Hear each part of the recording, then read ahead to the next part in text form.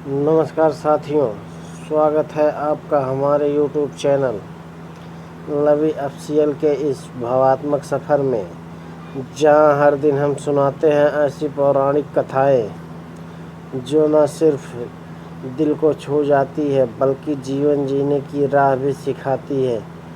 आज हम आपके लिए लेकर आए हैं सिंहासन बत्तीसी की 29वीं पुतली की अनमोल कथा। कहते हैं कि जब राजा भोज ने विक्रमादित्य का सिंहासन प्राप्त करना चाहा तो हर पुतली ने एक एक कर अपने भीतर छुपे सत्य और अनुभव सुनाए। इन्हीं में से 29वीं पुतली ने जो कथा सुनाई वह सिर्फ एक कहानी नहीं बल्कि जीवन जीने का आईना है, जो आपको सोचने पर मजबूर कर देगी और सिखाएगी कि असली महानता शक्ति में नहीं बल्कि न्याय और करुणा में छिपी है। रात का समय था। आसमान पर पूरा चांद टंगा हुआ था। उसकी चांदनी नदी के जल पकड़कर ऐसे चमक रही थी जैसे चांदनी की तरह चादर बिछ गई हो। ठंडी हवा बह रही थी। सब कुछ शांत था, पर इस सन्नाटे में एक बादशाह खड़ा था, राजा विक्रमादित्य। विक्रम की आदत थी वेश बदलकर रात को घूमने निकलते ताकि अपनी प्रजा की हालत अपनी आंखों से देख सके, किसी के दुख को समझ सके, किसी की समस्या को पकड़ सके। इसलिए लोग उन्हें कहते थे वो राजा जो अपने लोगों के सुख दुख में हरदम साथ है। राजा ने नदी के किनारे खड़े सोच में डूबे थे। तभी अचानक चीख गूंजी, बचाओ, कोई तो बचाओ। राजा चौंके, कान लगाकर सुना। वे आवाज़ नदी की तेज धारा से आ रही थी। विक्रम बिना देर किए दौड़े और देखा, नदी में एक युवक और एक युवती अपनी जान बचाने की जद्दोजहद कर रहे थे। धारा इतनी तेज थी कि उनके हाथ पांव जवाब दे चुके थे। महाराज ने एक पल भी नहीं सोचा। उन्होंने अपनी तलवार पकड़ी, भारी वस्त्र उतारे और छलांग लगा दी। नदी की लहरें गरज रही थी, भंवर उन्हें नीचे खींच रहा था, लेकिन विक्रम ने पूरी ताकत लगाकर दोनों को पकड़ लिया। काफी मशक्कत के बाद वे तीनों किनारे पर पहुंचे। युवक कांपते हुए बोला, महाराज, हमारी नाव भंवर में फंस गई थी।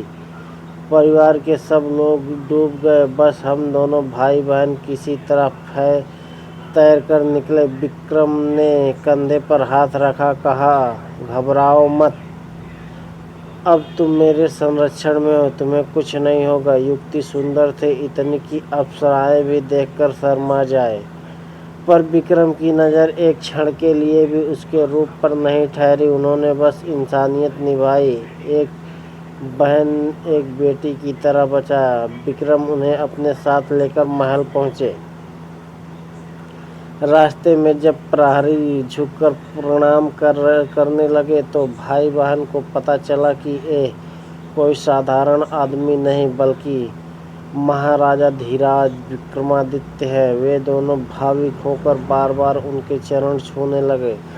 महल पहुंचते ही विक्रम ने नौकरों से कहा, इनका पूरा ख्याल रखना, भोजन, वस्त्र, विश्राम, किसी चीज़ की कमी ना हो। युवक रात भर सो ना सका। सोचता रहा, मेरी बहन इतनी सुंदर है, अगर किसी राजा से ब्याह हो जाए तो उसका जीवन संवर जाएगा। आर्थिक हालत खराब है, खुद तो ये सपना पूरा नहीं कर सकता, पर अगर विक्रम मान जाए तो बहन की किस्मत खुल जाएगी।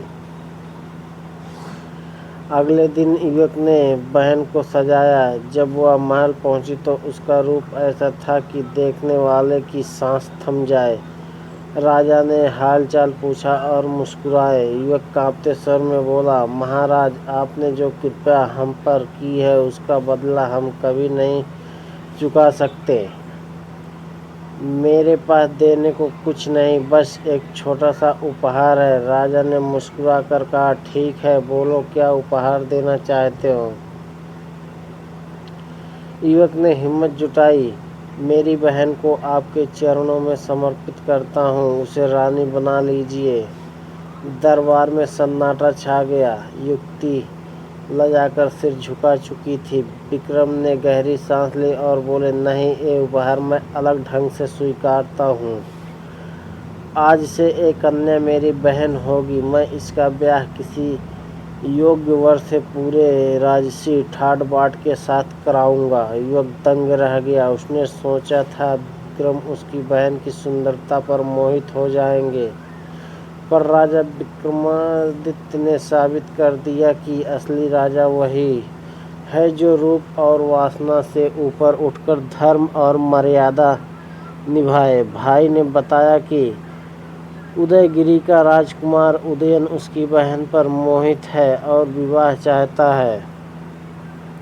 विक्रम ने तुरंत पंडित को धन देकर विवाह प्रस्ताव लेकर भेजा, पर रास्ते में डाकुओं ने हमला कर दिया और सारा धन लूट लिया। जब पंडित लौटा तो विक्रम चिंतित हुए। मेरे राज्य में डाकू ये कैसे हो सकता है? उस रात विक्रम ने साधारण वेश धारण या और अकेले निकल पड़े। वही जगह पहुँचे जहाँ डाका पड़ा था। वहाँ 4 आदमी बैठे चर्चा कर रहे थे। वे चोर थे, पर साधारण नहीं, उनके पास अजीब कला थी।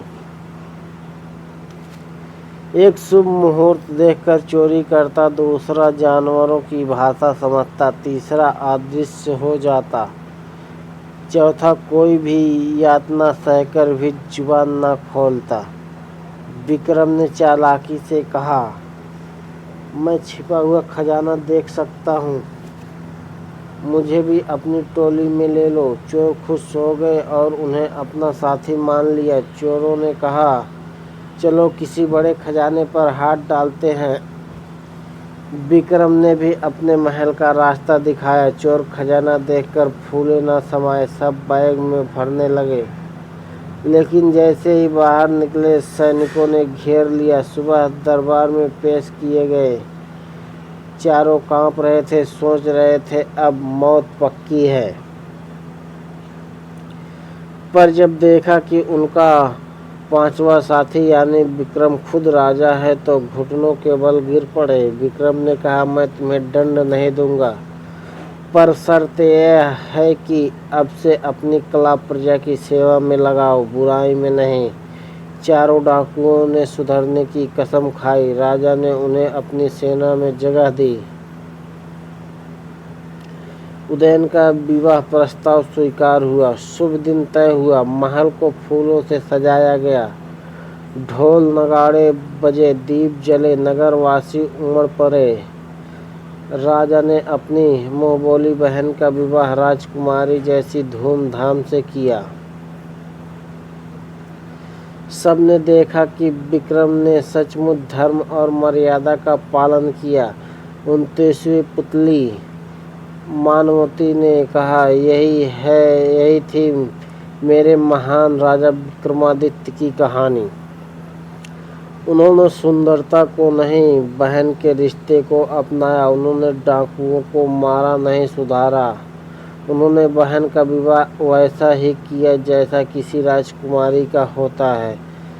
बताइए, अगर आप राजा विक्रमादित्य की जगह होते तो उस रूपसी कन्या को रानी बनाते या बहन मानते? धन्यवाद मित्रों। यह कहानी कैसी लगी कमेंट बॉक्स में ज़रूर बताएं।